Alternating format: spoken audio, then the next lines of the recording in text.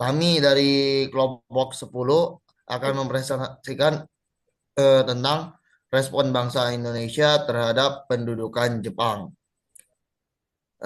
Pertama-tama kami ingin memperkenalkan diri. Nama saya Abdul Hafiz Al-Habib. Nama saya Alfiano Prasianto. Nama saya Aidia Nida Ujana.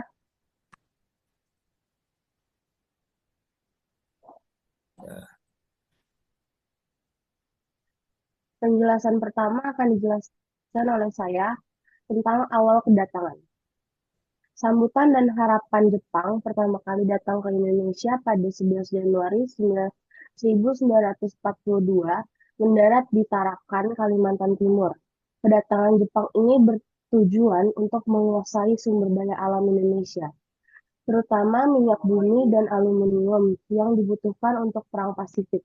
Awalnya kedatangan Jepang disambut baik oleh sebagian besar rakyat Indonesia.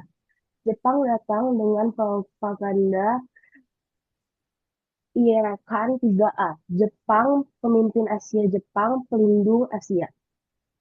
Jepang, cahaya Asia. Mereka juga menjanjikan kemerdekaan untuk membebaskan tokoh-tokoh pergerakan nasional seperti Soekarno dan Hatta dari penjara Belanda. Anggapan sebagai saudara.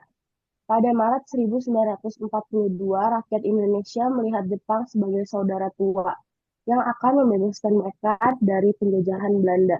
Namun, harapan ini dengan cepat sirna.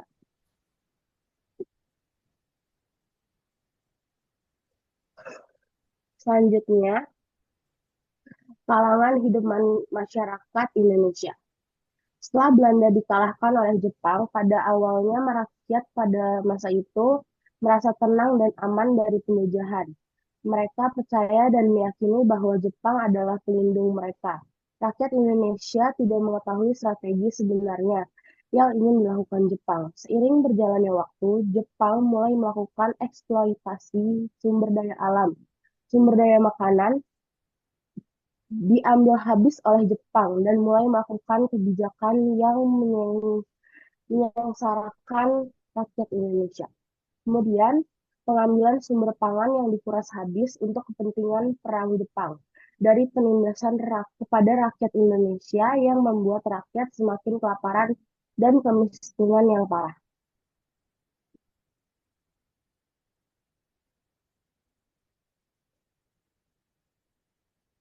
Selanjutnya, kebijakan di Indonesia ketika pendudukan Jepang. Satu, sebagai penyelenggara pemerintah Indonesia, dibagi menjadi tiga wilayah militer. Jepang membubarkan semua organisasi politik yang ada dan menggantinya dengan organisasi buatan mereka, seperti Gerakan 3A dan Jawa Hokokai, untuk propaganda dan mobilisasi massa. Dua, Terus, ekonomi dan sosial. Ekonomi dan sosial. A. Romusa, jutaan rakyat dipaksa bekerja tanpa upah dalam proyek pembangunan militer Jepang yang menyebabkan banyak korban jiwa. B. Eksploitasi sumber daya. Jepang menguras habis kekayaan alam dan hasil pertanian untuk kepentingan perang, menyebabkan kelaparan dan kemiskinan yang parah. C. Seikere, rakyat dipaksa melakukan penghormatan kepada Kaisar Jepang yang seringkali menyinggung keyakinan agama mereka. Yang ketiga, militer. Jepang membentuk organisasi militer dan pramiliter seperti PETA, Pembela Tanah Air, dan Heiho, Tentara Pembantu Jepang. Tujuan awalnya adalah membantu Jepang, namun pelatihan yang diberikan justru menjadi bekal penting bagi perjuangan mereka di Indonesia. Keempat, kebudayaan Jepang melarang penggunaan bahasa Belanda dan mendorong penggunaan bahasa Indonesia sebagai bahasa pengantar, yang secara tidak langsung memperkuat persatuan nasional. baik, saya lanjutkan. Awal mula kekecewaan rakyat ini eh, dimulai ketika janji kemerdekaan pun tidak kunjung datang, seperti yang dijanjikan oleh Jepang. Jepang ternyata menerapkan penjajahan yang jauh lebih kejam daripada Belanda karena penderitaan rakyat akibat Romusha, kelaparan, dan penghinaan terhadap nilai-nilai budaya dan agama menjadi penyebab utama munculnya perlawanan.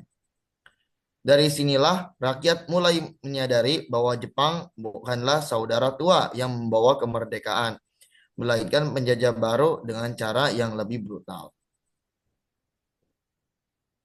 Kemudian eh, munculnya pemberontakan dari rakyat Indonesia yang ada dua macam, yaitu perlawanan bersenjata. Itu yang pertama. Perlawanan ini umumnya dipimpin oleh tokoh agama atau militer dan seringkali bersifat lokal. Yang pertama yaitu pemberontakan Singaparna pada tahun 1944. Terjadi di Tasikmalaya, Jawa Barat, dipimpin oleh KH Zainal Mustafa. Perlawanan ini dipicu oleh penolakan terhadap kewajiban Seikerei, yaitu ritual penghormatan kepada Kaisar Jepang yang dianggap bertentangan dengan ajaran Islam.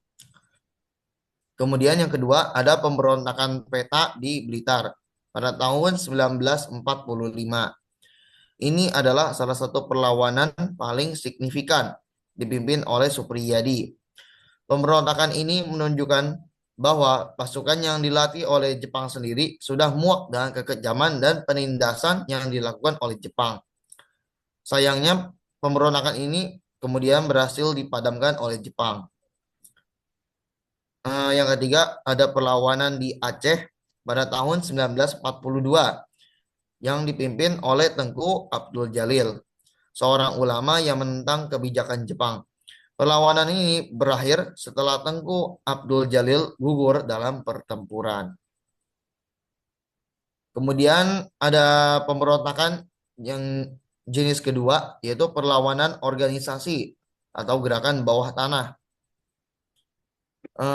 Bentuk perlawanan ini lebih terorganisir dan tidak terbuka.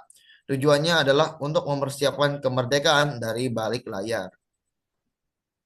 Yang pertama ada kelompok Sultan Syahrir. Mereka menolak untuk bekerja sama dengan Jepang. Sultan Syahrir dan pengikutnya membangun jaringan bawah tanah untuk mendengarkan siaran radio sekutu dan menyebarkan berita tentang kekalahan Jepang, membangkitkan semangat perlawanan. Kemudian ada pemanfaatan organisasi resmi Jepang. Tokoh-tokoh seperti Soekarno dan Muhammad Hatta mengambil jalan kooperatif. Mereka bekerja sama dengan Jepang dalam organisasi seperti Putra atau Pusat Tenaga Rakyat pada tahun 1943 dan BPUPKI pada tahun 1945. Mereka menggunakan organisasi ini untuk mengobarkan semangat nasionalisme dan mempersiapkan kemerdekaan secara terstruktur jauh dari pantauan langsung Jepang. Kemudian di sini ada kekalahan Jepang. Perjalanan panjang pendudukan Jepang di Indonesia akhirnya berakhir pada tahun 1945. Peristiwa penting menjadi penentu adalah dijatuhkannya bom atom oleh sekutu di kota Hiroshima pada 6 Agustus 1945 dan Nagasaki pada 9 Agustus 1945. Serangan ini membuat Jepang menyerah tanpa syarat kepada sekutu pada tanggal 15 Agustus 1945. Kekalahan Jepang menciptakan kekosongan kekuasaan di Indonesia.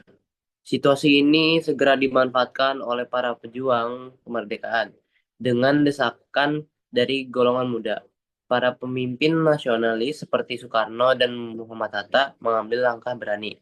Akhirnya pada tanggal 17 Agustus 1945, proklamasi kemerdekaan Indonesia dikumandangkan di Jakarta.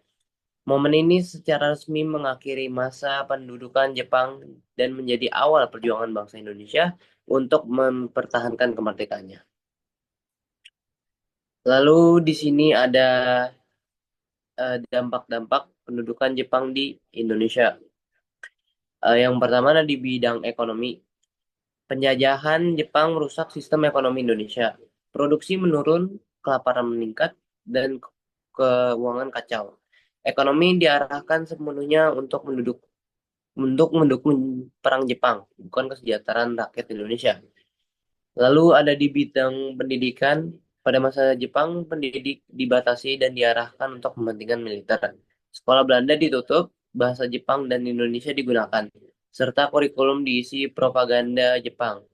Kualitas pendidikan menurun, tapi penggunaan bahasa Indonesia ini menumbuhkan semangat nasionalisme. Lalu ada di bidang sosial budaya, dampak negatif yang meliputi munculnya sistem Romusha yang merupakan kerja paksa yang memprihatinkan serta kesulitan komunikasi antar pulau dan dunia luar yang disebabkan oleh kendali Jepang. Selain itu terjadi juga perbudakan wanita, Jugen Lanfu, dan penurunan kualitas pendidikan. Namun ada juga dampak positif seperti tumbuhnya semangat nasionalisme dan penggunaan bahasa Indonesia yang lebih luas. Yang terakhir ada di bidang politik, Jepang melakukan restrukturisasi pemerintahan, membentuk organisasi propaganda, dan melarang aktivitas politik serta organisasi yang dianggap mengganggu kepentingan mereka. Namun di sisi lain, penduduk eh namun di sisi lain pendudukan ini juga menumbuhkan semangat nasionalisme dan kesadaran politik di kalangan rakyat Indonesia, serta membuka jalan bagi pembentukan organisasi persiapan kemerdekaan.